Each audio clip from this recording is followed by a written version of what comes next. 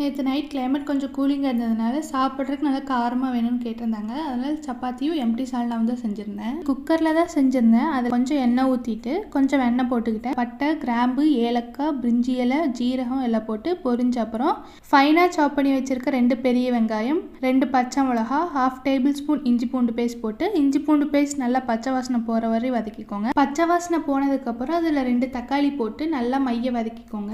சால்னாக்கு ஒரு சாந்து ரெடி பண்ணணும். அதுக்கு 2 பிரிஞ்சி இலை, கொஞ்சம் கல்பாசி, 1 நட்சத்திர சோம்பு, 1/2 டீஸ்பூன் மிளகு, 1 டேபிள் ஸ்பூன் பெருஞ்சீரகம், 10 to 12 சின்ன வெங்காயம், 1/2 டேபிள் ஸ்பூன் மஞ்சத்தூள், காரத்துக்கு தேவையான அளவு மிளகாய்த்தூள். எந்த அளவு மிளகாய்த்தூள் போடுறீங்களோ அதோட டபுள் மடங்கு மல்லித்தூள் போட்டு நல்லா ஃபைன் பேஸ்ட்டாக அரைச்சிக்கோங்க.